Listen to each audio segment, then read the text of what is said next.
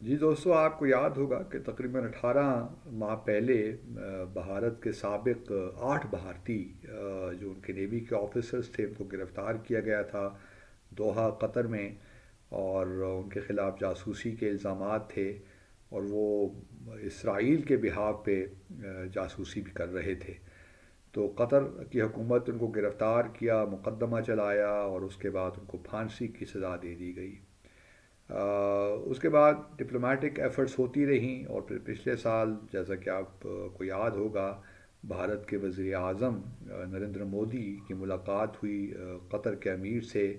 اس کے بعد ان کی جو ڈیتھ سینٹنس تھی اس کو لائف سینٹنس میں تبدیل کر دیا گیا، اور اب ان کو رہا کر دیا گیا ہے، اور وہ اب بھارت واپس آ پہنچ گئے ہیں۔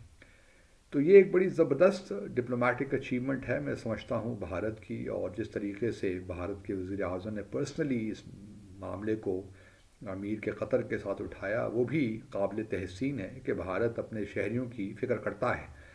اور اور اس قسم کے، اور پھر یہ بھی ہم نے دیکھا ہے کہ کیونکہ بھارت کا اثر و رسوخ خلیجی ممالک میں کافی بڑھ بھی گیا ہے پچھلے 10-15 سالوں میں، تو اس سے یہ بھی واضح ہوتا ہے کہ قطر نے بھی اوبلائش کیا بھارت کے وزیر اعظم کو، کیونکہ بھارت کے وزیر اعظم نے پرسنلی ان سے ریکویسٹ کی پچھلے سال جب ان کی ملاقات ہوئی، جس طرح میں نے پہلے کہا یو اے ای میں، جہاں کلائمیٹ سمٹ ہو رہی تھی، کاپ 28، تو اس میں انہوں نے ان سے پرسنلی درخواست کی۔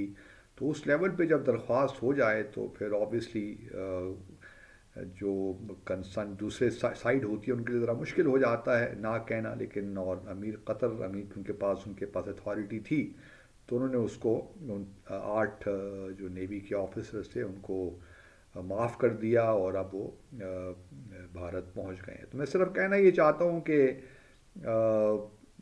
کچھ چیزیں جو ہیں وہ ہم اپنے دشمن ملک سے بھی سیکھ سکتے ہیں، کہ کس طرح وہ اپنے شہریوں کو جہاں کہیں بھی ہیں ان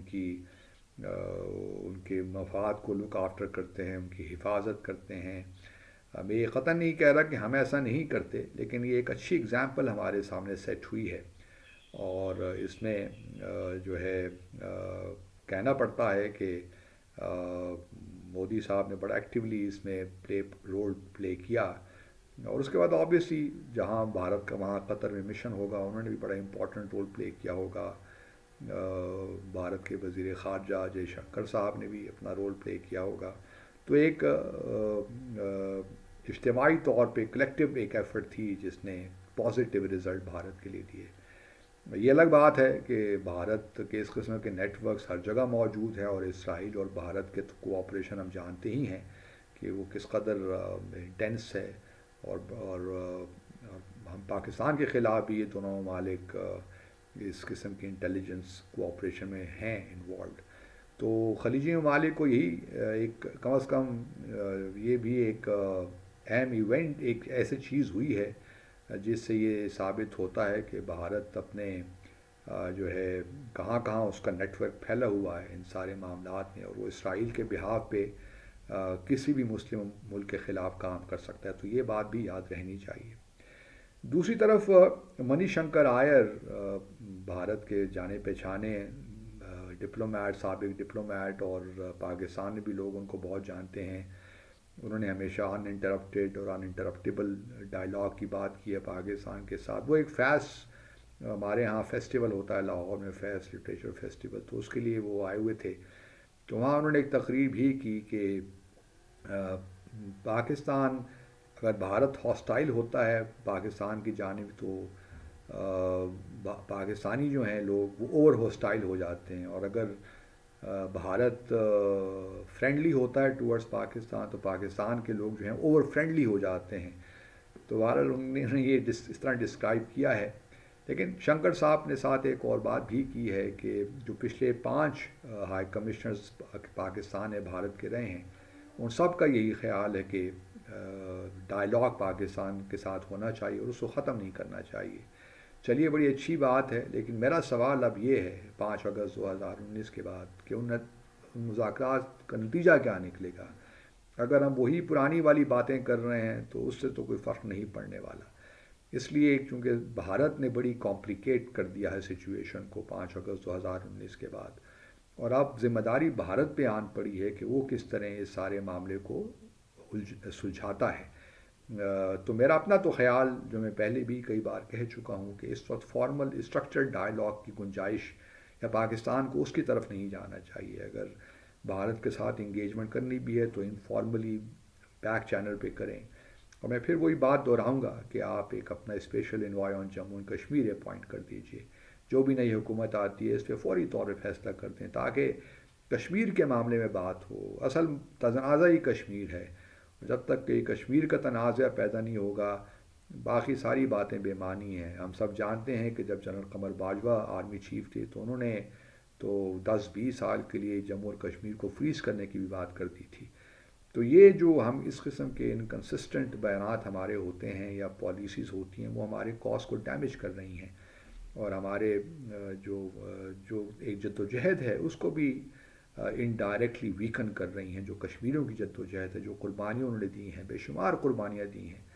تو میں تو یہی ابھی بھی میں یہی سمجھتا ہوں کہ اگلی حکومت بڑی اہم ذمہ داری ہے کہ وہ کس طرح بھارت، ہمارے نواز شریف صاحب اگر پرائم منسٹر بنتے ہیں تو ان کا تو بڑا رویہ کلیئر ہے، وہ اور بار بار وہ کہہ بھی چکے ہیں کہ ہم ہمسایوں کے ساتھ اچھے تعلقات چاہتے ہیں، اچھے تعلقات چاہتے ہیں۔ بابا ہم بھی اچھے تعلقات چاہتے ہیں، لیکن اس کا ہرگز مطلب یہ نہیں ہے کہ آپ جموں اور کشمیر کے معاملے کو پس پش ڈال دیں۔ صرف اتنی سی گزارش ہے کہ آپ ٹیکٹکس کیا استعمال کرتے ہیں، کیا اپروچ آپ کی ہوتی ہے ٹورڈز انگیجمنٹ ود انڈیا، اس پہ پہلے اپنی جو ہے ریڈ لائنز کلیئر کر لیجئے، آپ کیا چاہتے ہیں۔ وہ کلیئرٹی اس میں ہوتی نہیں اور ہم انگیجمنٹ کا پروسیس شروع کر دیتے ہیں، تو یہ مناسب نہیں ہے۔ ہم سب بھی چاہتے ہیں بھارت کے ساتھ تعلقات کو ٹھیک کرنا، لیکن جو ہمارے مسائل ہیں، تنازعات ہیں، ان کو تو ہم بھول نہیں سکتے یا ان کو بھلا کر آگے نہیں بڑھ سکتے۔ اور یہ پھر کوئی ٹیریٹوریل مسئلہ بھی نہیں ہے، یہ 12-13 ملین لوگ کشمیریوں کا معاملہ ہے جن پہ بھارت نے کالے قوانین نافذ کر رکھے ہیں، ان کے خلاف ریاستی دہشت گردی کر رکھی ہے۔ تو کس طرح ہم یہ ان کو بھول کر آگے بڑھ سکتے ہیں بھارت کے ساتھ؟ اور جس وقت مسلمانوں کے ساتھ ہو رہا ہے بھارت کے، وہ الگ داستان ہے، جو ان کے ساتھ مظالم ہیں، جو مساجد کے ساتھ ہو رہا ہے۔ تو یہ تمام چیزیں سامنے رکھ کر بھارت کے ساتھ کوئی فیصلہ کرنا چاہیے۔ اور تیسری بات جو میں کرنا چاہ رہا تھا وہ یہی ہے کہ روس کے جو سفیر ہیں ڈینس آلیپوف نیو دہلی میں، انہوں نے پھر بھارت کو خوش کرنے کے لیے کہہ دیا کہ جی بھارت کو UN سیکیورٹی کونسل کا پرماننٹ ممبر ہونا چاہیے۔ وہ بہرحال ایک اور کہانی ہے، ہونا کچھ نہیں ہے اس کے بارے میں، کیونکہ جب تک چائنا اور بھارت کے تعلقات میں پرابلمز ہیں اس وقت تک میں کم از کم نہیں دیکھ رہا کہ کس طرح بھارت بن سکتا ہے۔ اور پھر یونائٹنگ فار کنسنسس ایک گروپ ہے جو کہ اپوز کرتا ہے مزید ممبران کی تعداد بڑھانے میں۔ اور پھر ایک اور انٹرسٹنگ خبر یہ بھی ہے کہ بھارت نے جو ان کے ساتھ میانمار کے ساتھ ایک تھا فری موومنٹ ریجیم کہ دونوں طرف سے 14 سے 16 کلومیٹر کے لوگ بغیر ویزے کے آ جا سکتے ہیں بارڈر کے ساتھ، وہ بھی بھارت نے اس وقت اس کو ختم کر دیا ہے۔ ان کو خدشہ تھا کہ میانمار سے بہت لوگ آ رہے ہیں نارتھ ایسٹرن اسٹیٹس میں، وہاں پہ ڈیموگرافی چینج ہونے کے خطرات ہیں۔ تو آلریڈی کچھ چیزیں تھیں میں نے کہا جو آپ کے ساتھ شیئر کروں۔ Thank you very much.